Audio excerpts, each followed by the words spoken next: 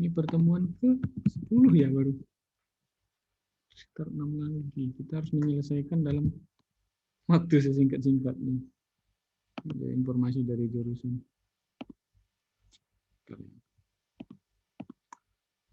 Di e-learning, nggak bisa absen ya kalian ya. Nanti coba tak bukain. Besok.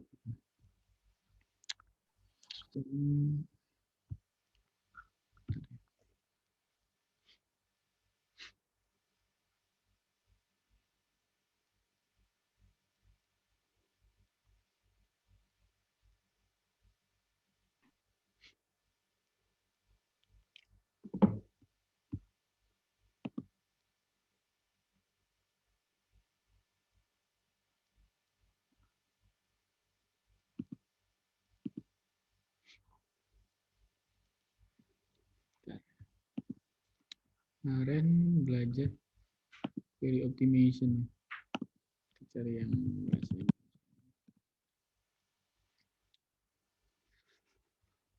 optimalisasi.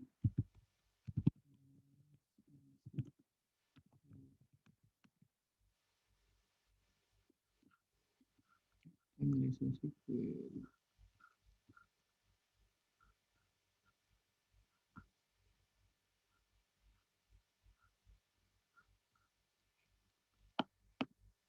Query optimalisasi.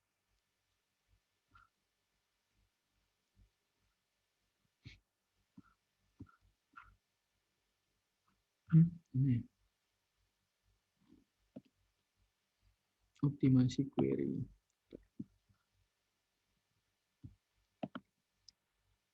Oke. Optimasi query.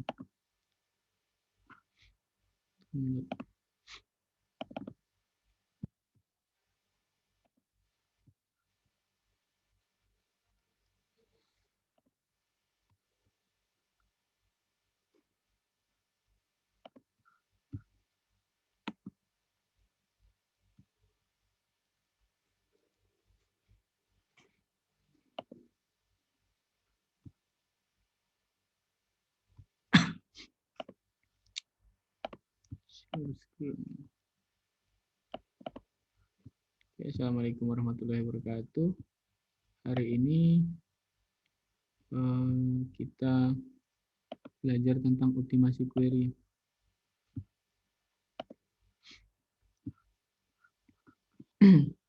Kira-kira pengertiannya seperti ini. Jadi kalau kemarin kita hanya memikirkan bagaimana query itu berjalan ya, dari proses query processing kemarin. Nah sekarang kita belajar bagaimana cara mengoptimasi query tersebut atau query optimization. Jadi misalkan Anda diberi kesempatan mengunjungi 15 kota, kata yang di sini di Eropa, satu-satunya batasan adalah waktu. Jadi misalnya 15 kota ini saya batasin sekian bulan misalnya, atau berapa hari. Apakah Anda mampu mempunyai perencanaan untuk mengunjungi kota-kota tersebut? Kita apakah mempunyai perencanaan untuk mengunjungi kota-kota tersebut dengan urutan tertentu? Jadi kemana-mananya dulu itu harus terencana ya. Jadi seberapa jauh ke kota ini dulu atau kota ini dulu seperti itu. Karena ini nanti akan berpengaruh terhadap waktu seperti itu. Jadi semuanya harus dikunjungi dalam waktu tertentu misalnya. Siapa yang lebih cepat, nah itu mungkin strateginya yang lebih bagus seperti itu. Nah, makanya di sini yang dinamakan optimasi query. Jadi kita mengakses data juga, query-nya juga itu harus mempunyai strategi. Jadi dari perencanaan misalnya letakkan 15 kota tersebut ke dalam beberapa grup berdasarkan kedekatan antara satu dengan yang lain. Mulai dari mengunjungi kota-kota dalam satu grup, kemudian pindah ke grup berikutnya. Nah, hal yang penting dapat diambil, Anda dapat mengunjungi semua kota lebih terorganisir sehingga penggunaan waktu lebih efisien. Jadi kita grupkan dulu yang mana jauh, yang mana dekat, seperti itu. Nanti terorganisir ya ininya, waktunya seperti itu akan lebih efisien. Nah, optimasi query bekerja mirip kasus di atas. ada banyak cara menghasilkan result ya. Ini jawaban yang sama, result yang sama, hasil yang sama. Ini di bahasa Indonesia kan kayaknya. Yang sama dari suatu query. Jadi di BMS berusaha keras untuk memproses query dengan cara paling efisien dalam hal penggunaan waktu. Untuk menghasilkan result. Untuk menghasilkan apa? Kalau ini jawaban hasil. Nah, biaya atau cost sama dengan waktu yang dibutuhkan untuk mendapatkan semua hasil atau result. Hampir semua di BMS menggunakan cost-based optimizer. Cost-based ini waktu yang dibutuhkan untuk menghasilkan atau mendapatkan semua result. Untuk mengoptimalkan query. Di sini caranya, nah kalau ini cost-based query optimization, tahapan-tahapan seperti ini. Parsing, transformasi, implementasi. Nah, di dalamnya ini ada perencanaan skenario query berdasarkan estimasi cost. Kalau ini di bahasa Indonesia kan jadinya biaya. Waktu yang dibutuhkan untuk mengeksekusi semua query.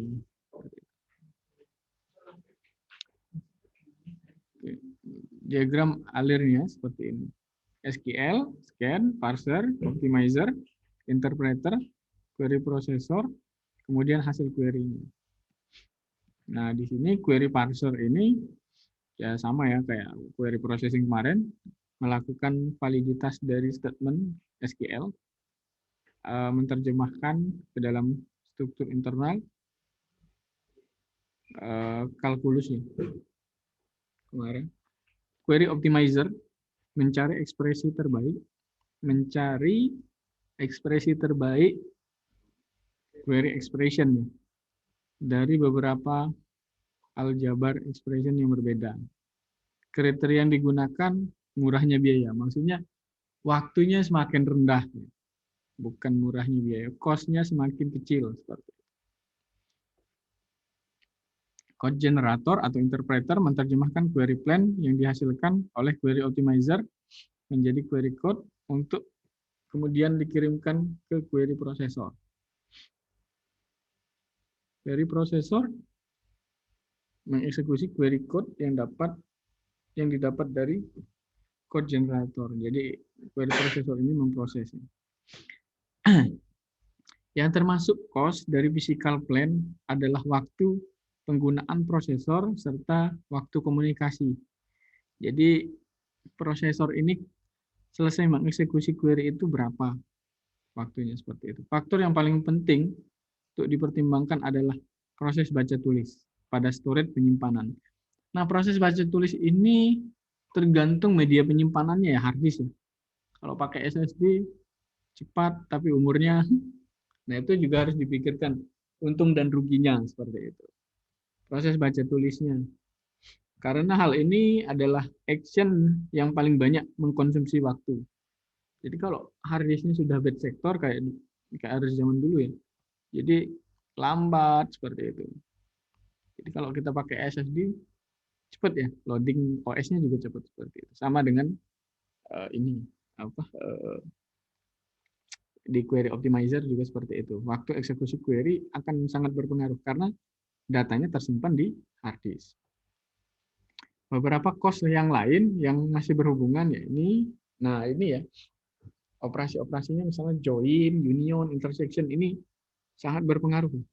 Terus ada sort, order by. Order by. Kalau ini join, union, intersection, kalian harus berhati-hati dengan operasi-operasi ini. Jadi kalau ada join, union, intersection, atau sort, atau order by, ini akan berpengaruh. Penggunaan join, union, intersection harus dibatasi dan diminimalkan untuk menghasilkan physical plan terbaik. Nah, contoh ya, projection menghasilkan tuple untuk setiap argumen tuple. Perubahan yang terjadi pada ukuran output panjang dari tuple-tuple yang ada. Tuple di sini maksudnya adalah record ya. Jadi di sini Misalkan R atau tabel R ini, tabel R terdiri dari 3 kolom, yakni A, B, dan C. Isinya ini 20.000 record, seperti itu. Setiap tabel itu 190 byte. Setiap record yang 20.000 ini, itu 190 byte. Terdiri dari header-nya 20 byte, kolom A, ini tabel R-nya terdiri dari 3 kolom ya, A, B, C. A 8 byte, B 8 byte, C 150 byte. Kolom A, B, C ya. Nama misalnya ID atau kode atau alamat. Nah, setiap blok memori itu 1024. Nah, untuk headernya itu 24. Setiap blok itu 1024 ya. Oke. Nah, 1024 byte-nya. Jadi dari header 24. Nah, ini 150. 24 tambah 8 tambah 8 berapa ya? Kalau 5 didapatlah 5 tabel isinya 950. Kalau ini kan 190 byte ya total yang ini. Ini. Nah, kalau 6 kelebihan ya kayak ini. Kelebihan dari memori yang ini. Nah, dapat menggunakan satu blok memori karena satu bloknya ini ya 1024. Nah, untuk 20.000 record atau tabel kita membutuhkan 4.000 blok memori. Jadi sama dengan 20.000 per 5 kan. Per satu blok ini kan 5. Berarti bagi 5. Hasilnya 4.000. Menggunakan projection. Nah, kalau misalnya kita eliminasi kolom C-nya, kita buang kolom C-nya, maka menghasilkan apa? 40 ya, karena 150 sudah dibuang. Akhirnya, yang kita dapat misalnya, ini soal nomor 2 ya. Kalau kita buang kolom C-nya, kalau kita buang kolom C-nya, maka akan menghasilkan setiap tafelnya ini dikurang dengan 190 ya. Berarti sekitar 40 byte seperti itu. Kemudian untuk muat ke satu blok itu dapatnya 25 tafel ya. Oke. Sehingga untuk 20.000 record itu bisa muat 800 blok memori. Seperti itu. Lebih banyak muatnya ya. Jadi lebih cepat seperti itu. Terus interaksi query dalam DBMS. Bagaimana interaksi dengan DBMS? Nah, ini apa perbedaan antara keduanya? Jadi di sini kalau kita lihat interaktif user atau pengguna yang mengakses query database dengan mengirimkan perintah SQL langsung ke DBMS. Oracle biasanya menggunakan SQL Plus. Ketika ada query interaktif user, query tersebut akan melewati query parser, optimizer, code generator, dan query processor setiap dieksekusi. Kalau embed query, ketika ada embed query, query tersebut tidak harus melewati query parser dan lain-lain ini. Embed query adalah permintaan call yang membangkitkan code generator yang disimpan di basis data. Setiap kali query berada di dalam program menjalankan runtime, query processor memanggil call yang telah tersimpan di database. Proses optimasi tidak memiliki ketergantungan dengan dalam embed query. Nah, kita ke contoh saja ya biar lebih enak. cost-based query optimization. Nah, ini nanti kita terjemahkan dalam algebra relational expression menggunakan pohonnya. Jadi ada query seperti ini. Saya select nama pasien, ini pasien, PIN name sama dokter name, yang pasien tersebut dirawat oleh dokternya, yang gendernya M, laki-laki ya, seperti itu. Query-nya seperti ini, akan menghasilkan aljabar relasional seperti ini. Saya scan tabel pasien, kemudian saya scan tabel dokter, kemudian dijoinkan ya. Join, baru filter, baru tampilkan projection. Nah, ini akan menghasilkan proses ini semuanya dijoin, kemudian difilter. Oke. Semuanya dijoin pakai Cartesian product. Kalau misalnya di sini 3, di sini 2, berarti 2 kali 3, 6 kali perulangan ya. Enggak sih? Ya, 6 kali perulangan ya, dijoin di sini. Baru difilter. Nah, proses join ini akan lebih berat biasanya. Nah, ada solusi lain sebenarnya. Kenapa filternya nggak di sini aja? Karena yang dijoin adalah dokternya ya, seperti itu. Dokternya laki-laki di sini, ya kan? Difilter dulu baru dijoin. Misalnya di sini tadi 3, di sini tadi 2, di sini 3, di sini 2, difilter jadi 1. Akhirnya 3 kali 1 3 ya, 3 perulangan. Nah, ini lebih hemat 50% seperti itu. Jadi optimasinya seperti itu. Jadi filter dulu, baru dijoin. Kira-kira strateginya seperti itu.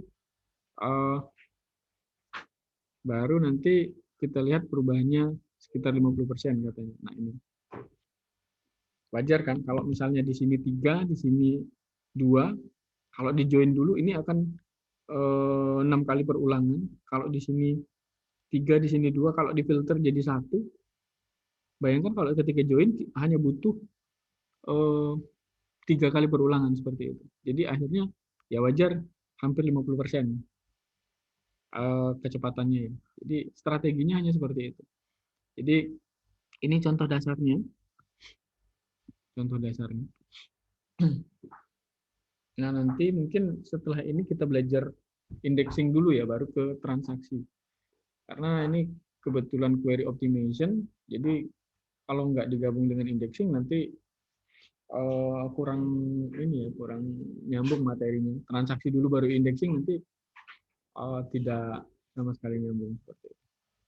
Oke, mungkin itu saja untuk tanya jawabnya mungkin minggu depan saja ya karena sudah jam 11. Terima kasih.